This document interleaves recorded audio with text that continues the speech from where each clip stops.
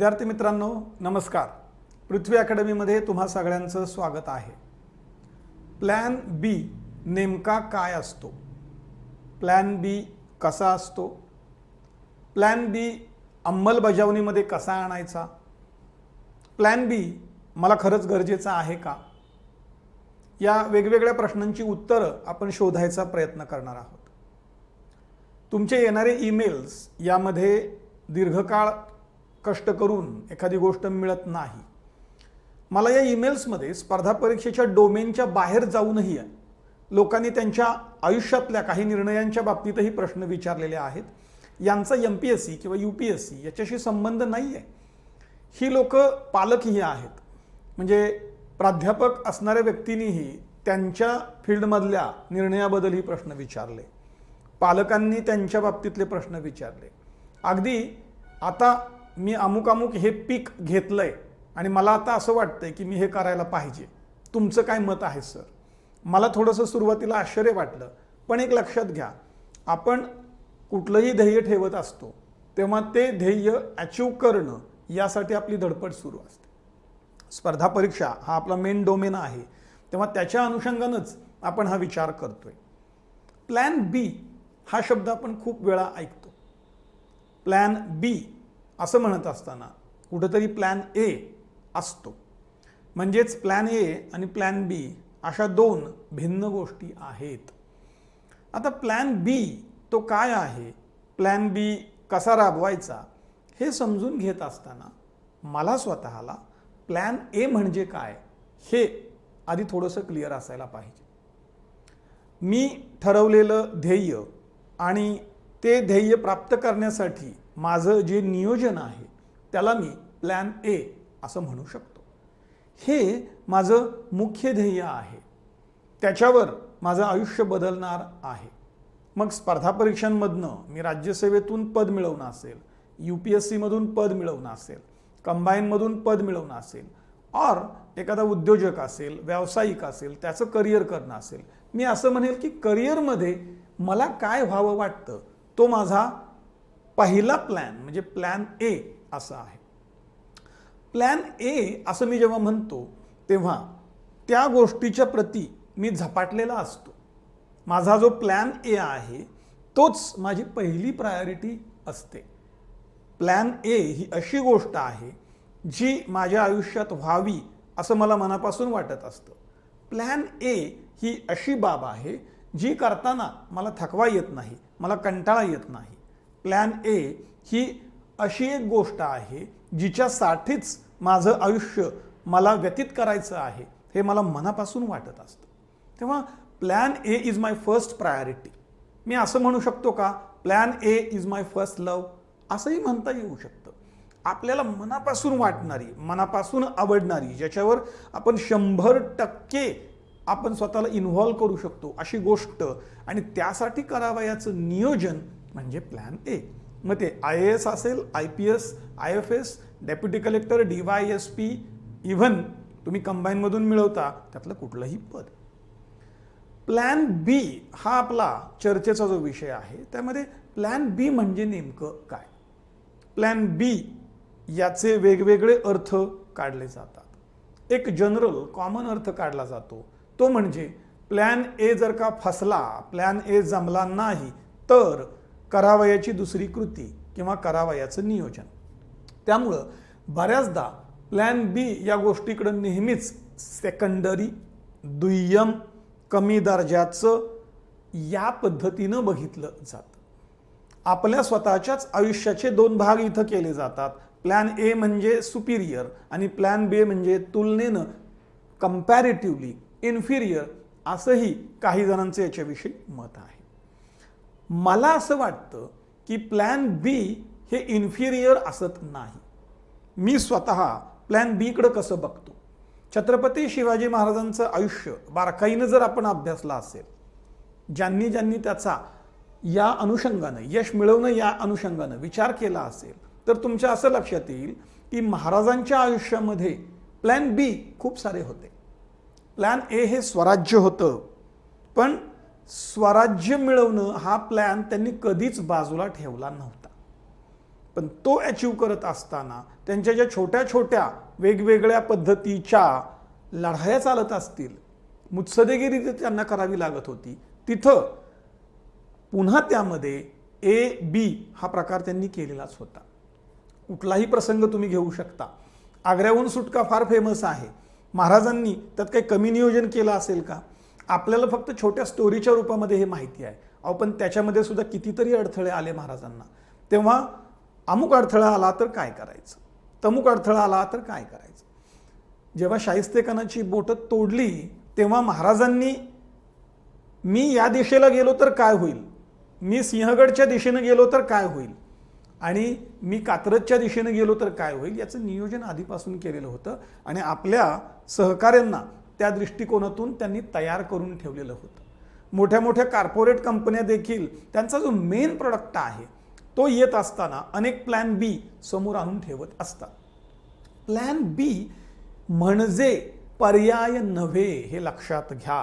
Plan बी म्हणजे आता जाऊ द्या, मला ए जमला नाही म्हणून मी ए करतोय असं नव्हे. तर प्लॅन बी ही अशी रचना आहे जी मला अंतिमतः माझं जे ठरलेलं मेन गोल आहे त्याच्याकडेच घेऊन जाणार आहे. तेव्हा आता आपण प्लॅन बी असं म्हणत असताना त्यामध्ये शॉर्ट टर्म, मीडियम टर्म आणि लॉंग टर्म असंही पाहता यायला पाहिजे. शॉर्ट टर्म म्हणजे काय की मला मुख्य ध्येय गाठायचं आहे, पण ते ध्येय गाठत असताना आता काहीतरी तात्पुरते अडथळे आलेले आहेत, तेव्हा मी प्लॅन बी हा शॉर्ट टर्म बघितला पाहिजे. म्हणजे मला व्हायचं तर IASच आहे, विजय कुलांगे IAS आहेत, पण प्लॅन बी मधून शिक्षक झाले. मग शिक्षक हा त्यांचा जो काही पेशा होता तो सांभाळत असताना राज्यसेवा दिली, त्याच्यातून मग आधी सुरुवातीला वर्ग 2 मिळालं, मग वर्ग 1 मिळालं, पण प्लॅन ए जो डोक्यात होता IAS व्हायचा आहे तो गेला नाही. मग आता हे जे सगळे होते हे काय होते, हे टप्पे होते, या पायऱ्या होत्या. म्हणजेच प्लॅन बी हा आपल्या यशापर्यंत जाणारा जो मार्ग आहे त्याच्यामधले उपटप्पे असू शकतो. त्या वेगवेगळ्या स्ट्रॅटेजीज किंवा त्या वेगवेगळ्या ॲक्टिव्हिटीज असू शकतात. तो अंतिम असेल असं नव्हे. शॉर्ट टर्म असं मी का म्हणतोय, कारण माझी आत्ताची तात्पुरती अडचण काय आहे हे माझ्या लक्षात यायला पाहिजे. मीडियम टर्म असं म्हणतो तेव्हा माझ्यावरच्या जबाबदाऱ्या, माझ्या आजूबाजूची परिस्थिती याचं भान घेऊन कदाचित मी वर्ग 2चं पद मिळालं आणि 3 वर्ष मला नोकरी करावी लागत असेल तर तो माझा प्लॅन बीच आहे. पण माझा जो मूळ प्लॅन ए आहे तो माझ्या डोक्यातून गेलेला नाही, अजिबात मला त्याचा विसर पडलेला नाही. आता शॉर्ट टर्म आणि मीडियम टर्म असं मी जेव्हा म्हणतोय तेव्हा टर्म्समध्ये शॉर्ट टर्ममध्ये कदाचित 6 महिने, कदाचित एखादं वर्ष. मीडियम टर्म असं म्हणतोय त्यावेळेला त्याला 2 वर्ष, 3 वर्ष असाही भाग असू शकतो. एक लक्षात घ्या, शेती करत मला अभ्यास करावा लागू शकत असेल त्यावेळेला शेतीमध्ये मी किती वेळ द्यायचा हा माझा प्लॅन बीचाच भाग आहे. एका विद्यार्थ्यांनी मला प्रश्न विचारलेला आहे की तो माथाडी कामगार म्हणून काम करतोय आणि त्याला या लॉकडाऊन, कोरोनाच्या लॉकडाऊनच्या कालावधीमध्ये काम न मिळाल्यामुळं मुंबईहून गावाला परत यावं लागलं आणि त्याचं म्हणणं असं आहे की मला आता असं वाटतंय सर, थोडंफार शेती बघतो, काहीतरी भाजीपाल्याचं बघतो आणि ते करत अभ्यास करून कुठलं का पद मिळेल, माझं वय ऑलरेडी 34 वर्ष झालंय आणि इतर मागासवर्गामध्ये आहे, त्यामुळे मला अजून 7-8 वर्ष तरी मिळतील, तेव्हा त्याच्यात मी काय करू, मग मी याच्याकडं प्लॅन बी म्हणून बघू का. बघा, त्याचा प्लॅन ए शेतीच आहे, पण मी करिअर आता बघत असताना त्याला प्लॅन बी म्हणून बघू का. मला असं म्हणायचं आहे की त्याचा प्लॅन ए काय किंवा प्लॅन बी याहीपेक्षा माझं आयुष्य मला समृद्ध करायचं आहे, मला अधिकारी होऊन आत्तापर्यंत मी जे करू शकलो नाही ते करायचं आहे, हे आत्ता त्याच्या डोक्यात आलंय, याच्यात चूक काहीच नाही आहे. तेव्हा आत्ता डोक्यात आलंय हा त्याचा plan A. There is a switching of plan A and plan B. हे कशामुळे घडू शकतं, आपण पुढे जात असताना आपल्याला नव्या नव्या गोष्टी कळत जातात. लहान होतो तेव्हा ST कंडक्टर बघितला, त्याच्याजवळचे पैसे बघितले की कंडक्टर व्हावं वाटायचं ना. मग तिथे काही आपण प्लॅन ठरवत होतो का, किंवा तिथे कुठल्या पद्धतीनं प्लॅन ए असं काही होतं का, काही नव्हतं. अहो 12वी जरी झालं आपलं ना तरी आपल्याला काय करिअर करावं हे पुरेसं कळत नाहीये. तेव्हा मला नव्या गोष्टीची माहिती मिळाली आणि ती माझ्या अखत्यारीमध्ये असेल, मी ती करू शकण्याच्या क्षमतेमध्ये असेल तर तो माझा प्लॅन ए होऊ शकतो. पण हे स्विचिंग मर्यादित असायला हवं, हॉपिंग नको. सारखं आपलं एक परीक्षा आली मग ह्याला प्लॅन ए, कंबाईनला प्लॅन ए, मग 3 महिन्यांनी राज्यसेवेला प्लॅन ए, 3 महिन्यांनी UPSCला प्लॅन ए, असला विनोद करायचा नाही. तो आपल्यावरच मोठा विनोद होऊ शकतो. तेव्हा प्लॅन बी असा आपण म्हणतो, तेव्हा त्यामध्ये टप्प्यांचा विचार आपल्याला करायचा आहे. दुसरा एक महत्त्वाचा भाग याच्यातला आहे. मी एक मोठा प्लॅन ए ठरवलेला होता. उदाहरणार्थ मला IAS व्हायचं होतं, पण माझी आता वयोमर्यादा संपली आहे. राज्य सेवा द्यायची होती, वयोमर्यादा संपली आहे, किंवा UPSCतून माझे अटेम्प्ट संपलेले आहेत. तर काय, त्याला सक्षम पर्याय उभा करणं म्हणजे हा माझा प्लॅन एच असतो. नाव फक्त प्लॅन बी असं मी दिलेलं असतं. म्हणजे आता मी अटेम्प्ट संपल्यामुळे ते करू शकत नाही, पण त्याच तोडीचं माझ्या आयुष्यामध्ये मी दुसरं काहीतरी करायला हवं. आता मुद्दा असा येतो की प्लॅन बीची तयारी कधीपासून करावी. माझं म्हणणं असं आहे, स्पर्धा परीक्षांमध्ये करिअर करायचं आहे असं ठरवत असतानाच, समजा मी ग्रॅज्युएशनमध्ये ठरवलं, तर मी अनेक पालकांना असं सांगतो की स्पर्धा परीक्षा करायची आहे म्हणून आपल्या मुलाला किंवा मुलीला कुठली तरी छोटीशी डिग्री करायची असं नका करू. एक चांगली डिग्री मला सक्षमपणे जर करता येणार असेल, मला उत्तम गुण असतील तर जरूर करायला पाहिजे. कुठलीही करा, प्रोफेशनल करता आली तर अतिउत्तम. याचा फायदा काय, ती डिग्री म्हणजे मला काहीच जमलं नाही तर करायचा पर्याय आहे का, अजिबात नव्हे.